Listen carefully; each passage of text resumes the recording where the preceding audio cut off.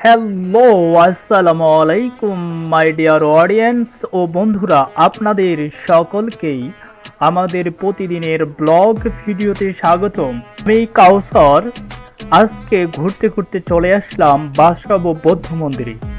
আজকে আমি আপনাদের বাসব বৌদ্ধ মন্দির ঘুরে ঘুরে দেখাবো, সাথেই থাকুন।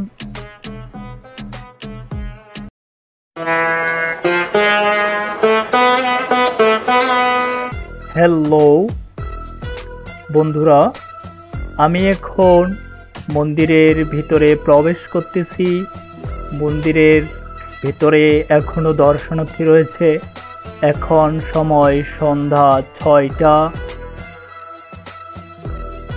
দেখতে পাচ্ছেন মন্দিরের ভিতরে এখনো অনেক লোকজন, অনেক দর্শনার্থী। এখানে পুকুর পাড়, অনেক সুন্দর ও বড় একটি পুকুর। আমরা ধীরে ধীরে মন্দিরের ভিতরের দিকে যাচ্ছি, আপনারা দেখতে পারবেন। এটা হচ্ছে মন্দির, প্রধান মন্দির। এখানে সমস্ত বৌদ্ধ ধর্মের পুরোহিতগণ থাকেন।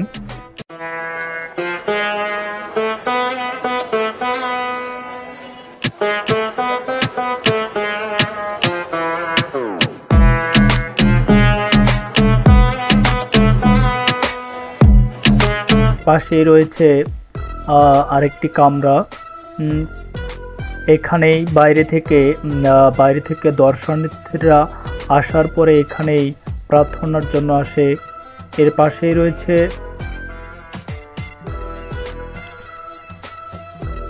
আমরা দেখতে পাচ্ছি একজন পুরোহিত এখানে প্রার্থনা করছেন।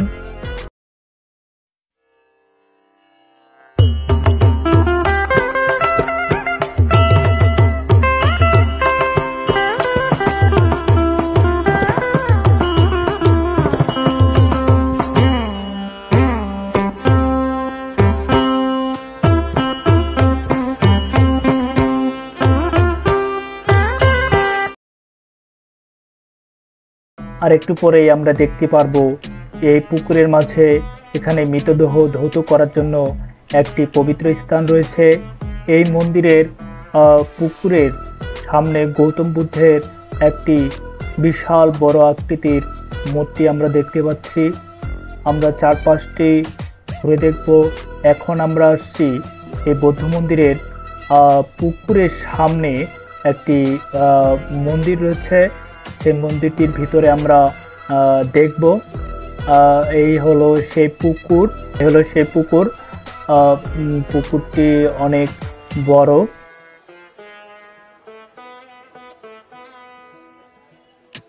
আমরা মন্দিরের ভিতরে প্রবেশ করেছি। মন্দিরের ভিতরে আমরা প্রত্যেকটি জিনিস আমাদের ক্যামেরার মাধ্যমে দেখানোর চেষ্টা করব।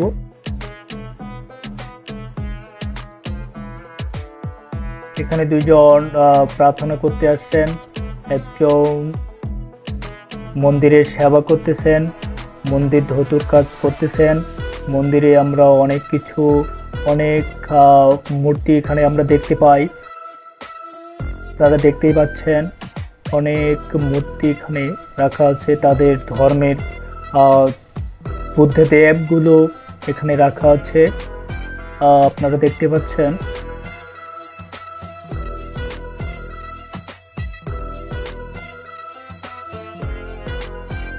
এটা হচ্ছে গৌতম বুদ্ধের মূর্তি, যা আমরা আপনাদের দেখানোর চেষ্টা করতেছিলাম, যে মন্দিরের ভিতরে থেকে দেখানোর চেষ্টা করব।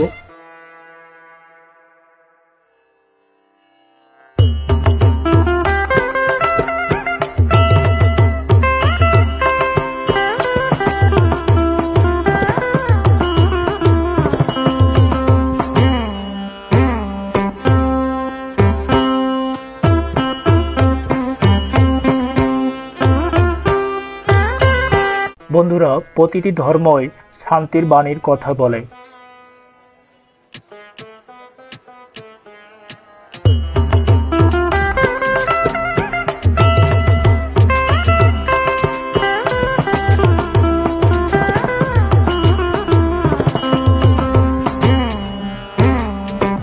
আমরা ভিতরে দেখানোর চেষ্টা করব। এখানে একটি বিশাল বড় বট গাছ।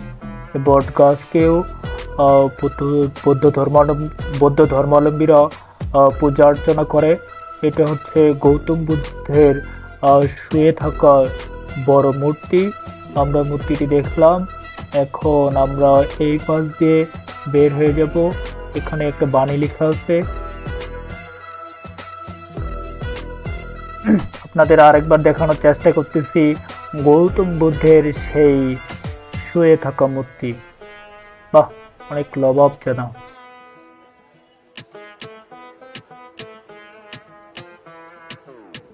আমরা মন্দির থেকে বের হয়ে গেলাম।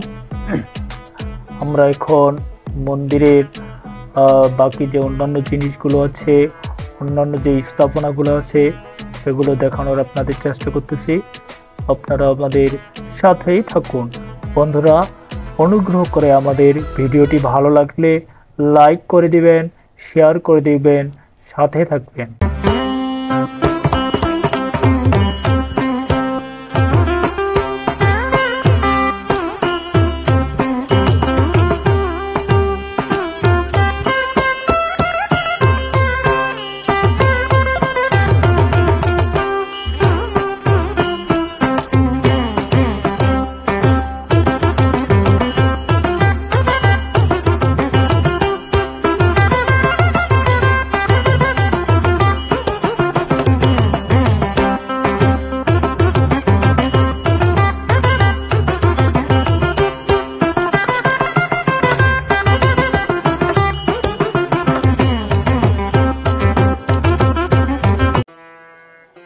এখন আমরা বাসাবো বৌদ্ধ মন্দিরের ভেতরে থাকা ধর্মরাজিক উচ্চ বিদ্যালয়ে পৌঁছে গেছি।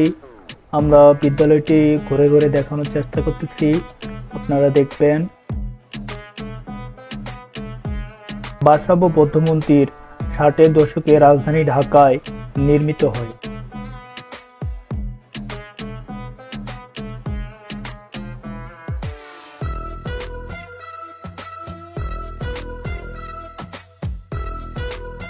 এখানে দূর দূরান্ত এমনকি দেশের বাইরে থেকেও এখানে বৌদ্ধ ধর্মাবলম্বীরা আসেন প্রার্থনার জন্য। এই মন্দিরটির ভিতরে এখানে রয়েছে খেলার মাঠ ও মনোরম পরিবেশ।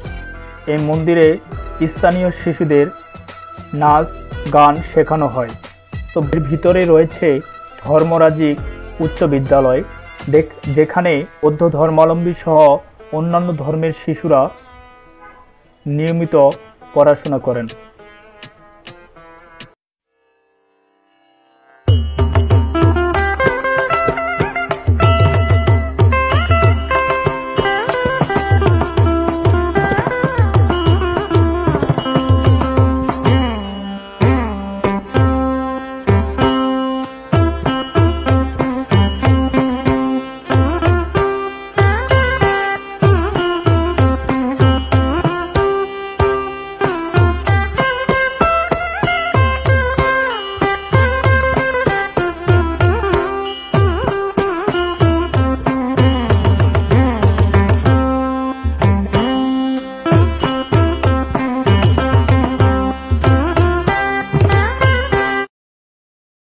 বন্ধুরা, আমাদের ভিডিও যদি আপনাদের ভালো লাগে তাহলে লাইক, কমেন্ট, শেয়ার করতে ভুলবেন না।